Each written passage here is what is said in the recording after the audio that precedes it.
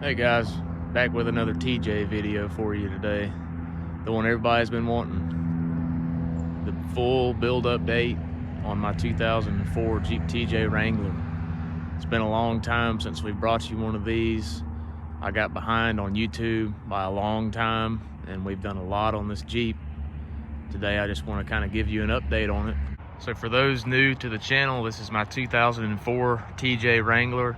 It's the X model with the 4.0 liter inline 6, 5-speed manual NV3550 transmission, stock 231 transfer case.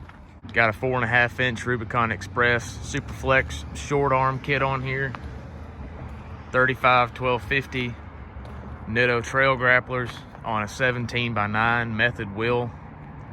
I've got several older videos going over the basic setup of this thing. So if you're interested more in the lift build itself, please go back and find one of the older videos, because it would take way too much time to go into that much detail on the lift. So I believe the last build update we had, we were wanting to do a locker in the front and kind of build the Dana 30 a little bit. We put a Eaton E-locker in the front end. We did RCV axle shafts, 30 spline inners, 27 spline stock outers. We retained the stock knuckles. So the front end is locked up with an E-locker, which if you don't know about the Eaton, also known as Detroit, they are a full-time locker. So there's a switch inside.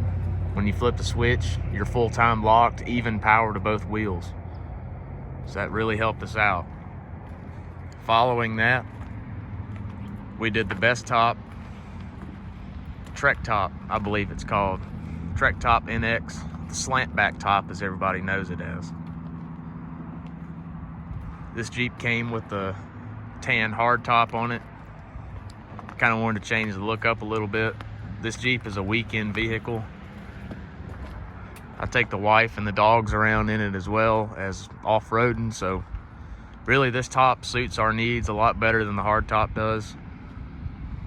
You can pop the windows out and really just ride around. Most of what I do is just keep the horizontal part on the top, which is kind of known as the safari top. I keep that on, take the windows out, and it's perfect for a spring, summer, or fall day. It's January right now, so everything's on. Next was probably the biggest undertaking I've ever done as far as body work. We did the Barricade off-road flat fender kit. I've got some pictures I'll throw up here of what it entailed. It was a pretty detailed job on the front.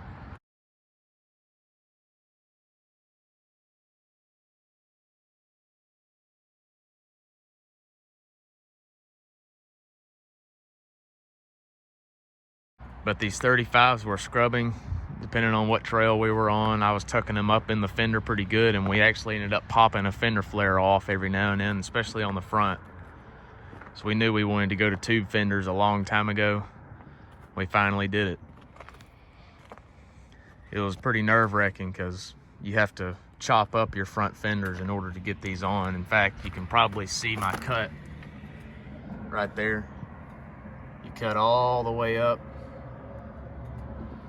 along that, leaving a little lip, and then it takes a lot of manipulation, but you can get these fenders on and bolted in all the factory locations. So we've got a lot more clearance now.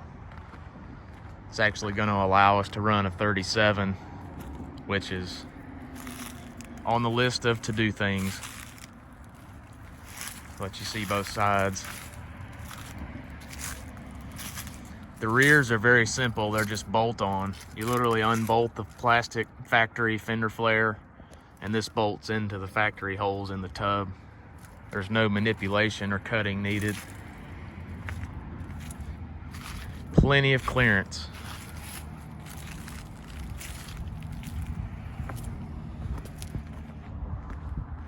Really looks good as well with the new Trek top. Just all the black kind of contrasts with the tan and makes the Jeep pop. We also did the Barricade rock rails or body guards, rocker guards, whatever you want to call them. I usually call them rock rails, even though these aren't really a rail, they're just a corner protector. Matched up pretty good with the fenders, kept us safe when we were up at Windrock. I know we've bounced off these things a couple times now and they've taken it like a champ. So those, you have to drill all these holes in the tub. I didn't really like doing that just because these tubs, I mean, you can't find a clean tub anymore, so any hole I have to drill in this tub is a little bit nerve-wracking for me, but wasn't bad. Just punch through on the inside, put a bolt on the back, put a nut on the back, slide this bolt through, and that's about it. So like I said, that was the biggest undertaking of all the stuff we've done. So once we got those on, we actually went up to Windrock, Tennessee, did some riding up there. And I believe the next mod is gonna be this Smitty built SRC cage. Open it up so you guys can see in here. Like I said, this is a Smitty built SRC cage in black. This is not a full weld-in cage. This is somewhat of a budget cage. It's probably half of what the Poison Spider or Genrite weld-in cage is gonna be. It looks really good in here. We wanted a little extra protection, especially up on this windshield area. The factory roll bar probably would do fine protecting the rear. But with the amount of wheeling we do, I just wanted a little bit of peace of mind. So this cage has worked well. Thankfully, haven't needed it yet, but it also looks really good. It's got this nice windshield bar that runs through there that everybody likes the look of, and I agree. It's got this area up here where we're thinking about doing a permanent mounted GMRS radio unit of some sort, or a CB. And it goes to the back and flares out and ties into the factory roll bar back there. Looks really good. If I stay in order of things we've done, up next will be possibly my favorite of everything we've done to the Jeep so far, other than the build itself, the lift and tires. We found a set of factory TJ half doors. I'll post a picture up right here of what they look like when we got them.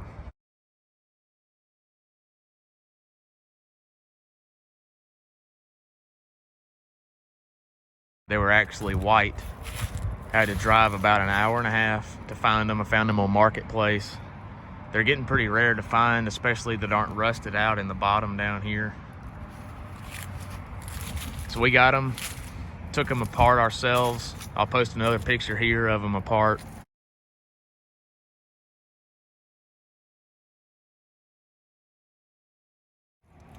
And we took them to the body shop and had them color matched to the Jeep, which is a light khaki metallic color. Came out awesome. I couldn't be any happier with the match. I mean, if the sun hits it right, there's a little bit of a difference, but man, you cannot tell. They look really good. So I took the outer shells to a body shop and had them painted. I redid the inside myself. These panels did not match our interior color in the 04. These doors were off of I believe a 1999 Jeep, so these were more of a lighter tan color. This is kind of a beige, I would say, a khaki beige. It's hard to describe, but these were the wrong color, so we painted them ourselves. It's pretty easy to do. Put all new handles in them, all new hardware. Open and close perfect. Even have the original Jeep mirrors on here. I don't know if you can see that. It says Jeep. Came out really clean.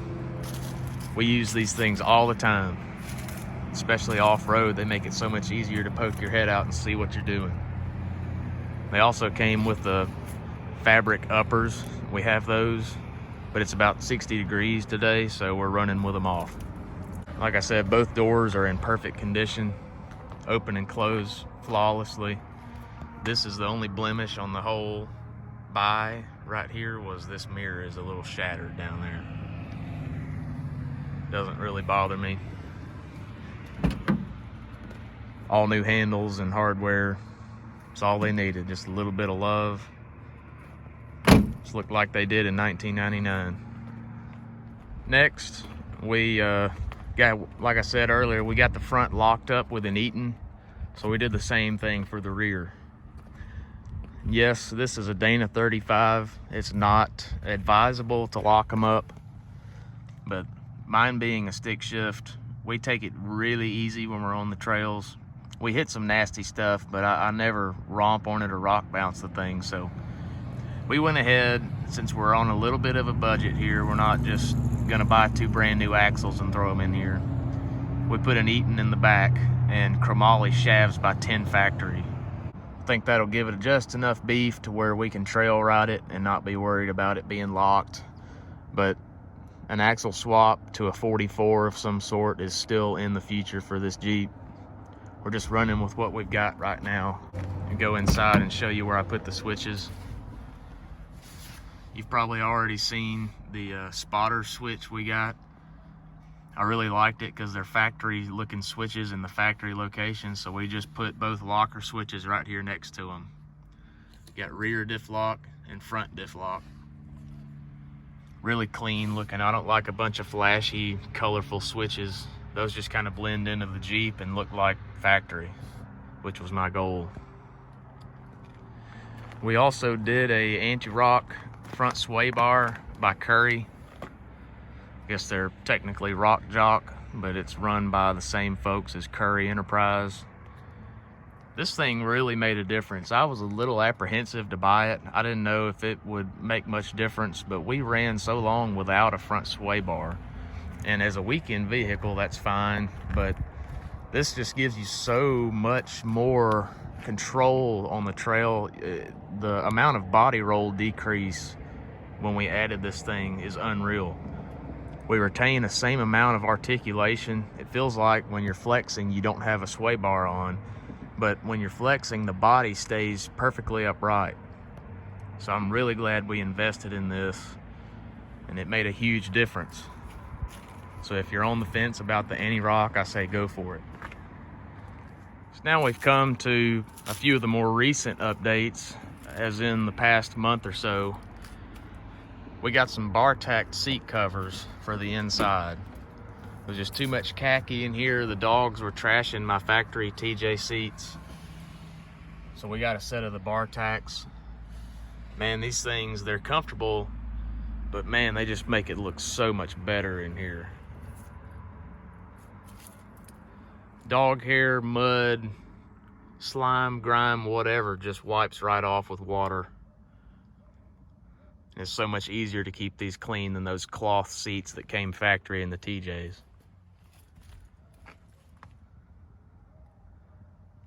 Really brought this interior together. I love the black cage, the black bar tacks.